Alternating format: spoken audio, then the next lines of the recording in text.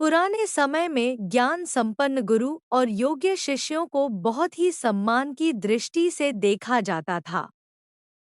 कुलीन राजघरानों और ब्राह्मणों के पुत्र शिक्षा प्राप्त करने के लिए गुरुकुल और आश्रमों की शरण लिया करते थे। उन दिनों आयोधौम्य नामक एक ज्ञान संपन्न गुरु थे जो अपने शिष्यों के परम आदरणीय थे। गुरु धौम्य ज्ञान और पुरुषार्थ दोनों की ही शिक्षा प्रदान करते थे, इसलिए उनके पास निर्धन और संपन्न दोनों ही वर्गों के शिष्य आया करते थे। वह बिना भेदभाव के समान रूप से उन्हें शिक्षा प्रदान करते थे। आश्रम का खर्च शिष्यों द्वारा की गई कृषि से ही चलता था। शिष्यों को आत्मनिर्भरता का पाठ पढ़ाने के लिए ही गुरु धौम्य ने उन्हें कृषि करने की आज्ञा दी थी। गुरुजी सुबह 4 बजे उठकर गंगा स्नान करके लौटते, तब तक शिष्यगण भी नहा धोकर बगीची से फूल तोड़कर गुरु को प्रणाम कर उपस्थित हो जाते। आश्रम में एक तरफ बगीचा था। बगीचे के सामने झोपड़ियों में अनेक शिष्य रहते थे। गुरु के शिष्यों में 3 शिष्य बहुत प्रसिद्ध हुए। वे परम गुरु भक्त थे। उनमें बालक आरुणि भी एक था।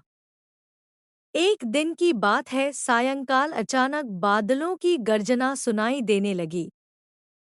बादलों की गर्जन सुन मोर नाचने लगे। गुरुजी ने आकाश की ओर देखा, अरे, वर्षा का मौसम तो बीत गया। अब अचानक उमड़ घुमड़ कर बादल क्यों छा रहे हैं? लगता है वर्षा होगी। तभी बड़ी बड़ी बूंदें बरसने लगी। देखते ही देखते मूसलधार वर्षा शुरू हो गई। कुछ दूर गुरुजी के खेत थे। गुरुजी ने सोचा कि कहीं अपने धान के खेत की मेड़ अधिक पानी भरने से टूट न जाए। खेतों में से सब पानी बह जाएगा, मिट्टी कट जाएगी। उन्होंने आवाज दी, आरुणि, बेटा आरुणि, वर्षा हो रही है। तुम खेत पर जाओ और देखो, कहीं मेड़ टूटकर खेत का पानी निकल ना जाए। जो आज्ञा गुरुदेव। आरुणि गुरु का आदेश पाकर खेत की ओर चल पड़ा। झमाझम पानी बरस रहा था। बादल गरज रहे थे। मोर मस्ती में वर्षा के स्वागत में टुहुक रहे थे। आरुणि भीगता हुआ भी दौड़ा जा रहा था। गुरुजी ने दूसरे शिष्यों की बजाय आरुणि को आदेश दिया, इसलिए आरुणि खुशी से फूला नहीं समा रहा था। आरुणि ने देखा कि खेत की मेड़ एक स्थान पर टूट गई है तथा वहां से बड़े जोर से पानी की धारा बहने लगी है। आरुणि ने टूटी मेड़ पर मिट्टी जमा कर पानी रोकना चाहा, किंतु बहता पानी मिट्टी को बहा ले जाता। हाय! यह तो सारी मेहनत ही बेकार हो गई। पानी तो ठहरता ही नहीं। क्या करूं? मैं खुद ही क्यों नहीं टूटी मेड़ के स्थान पर सो जाऊं? हाँ, यही ठीक रहेगा। और आरुणि सचमुच टूटी मेड़ के स्थान पर सो गया। पानी का बहाव थम गया। रात पड़ गई। चारों ओर अंधकार ही अंधकार। बादलों की गर्जना के साथ झमाझम बारिश। कल-कल बहती धाराएं। सर्द हवाएं। आरुणि का शरीर सर्दी से अकड़ने लगा, किंतु उसे तो एक ही धुन, गुरु की आज्ञा का पालन। बहता हुआ पानी कलकल करता मानो आरुणि को कहने लगा, मैं वर्षा का बहता पानी, मेरी चाल बड़ी तूफानी। उठ आरुणि, अपने घर जा। रास्ता दे दे, हट जा, हट जा।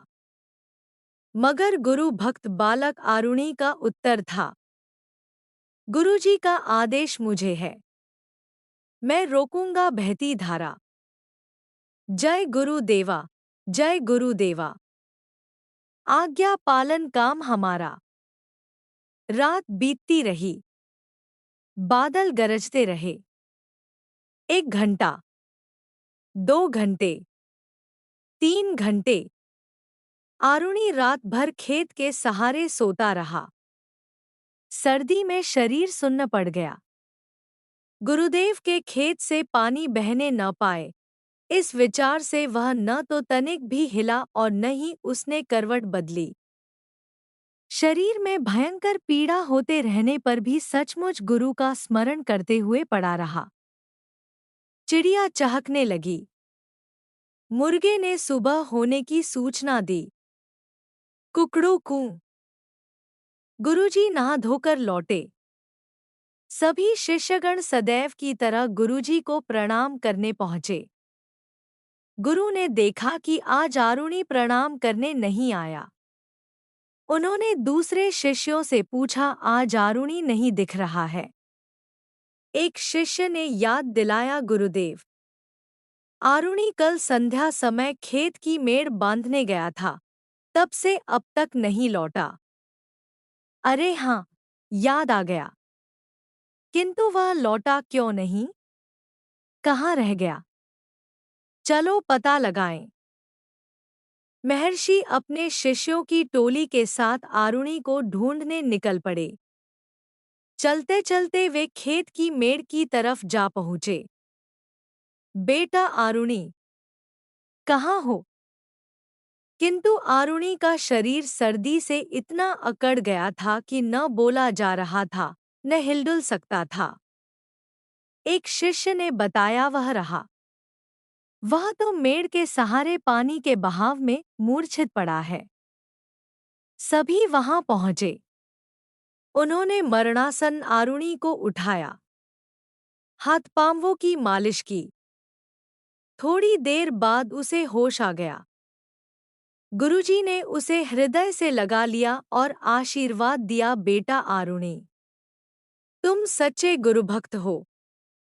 तुम्हें सब विद्याएं अपने आप ही आ जाएंगी। जगत में आरुणि की गुरुभक्ति सदा अमर रहेगी। सभी बालकों ने आरुणि को कंधों पर उठा लिया। घोष होने लगा, गुरु भक्त आरुणि, धन्य हो, धन्य हो।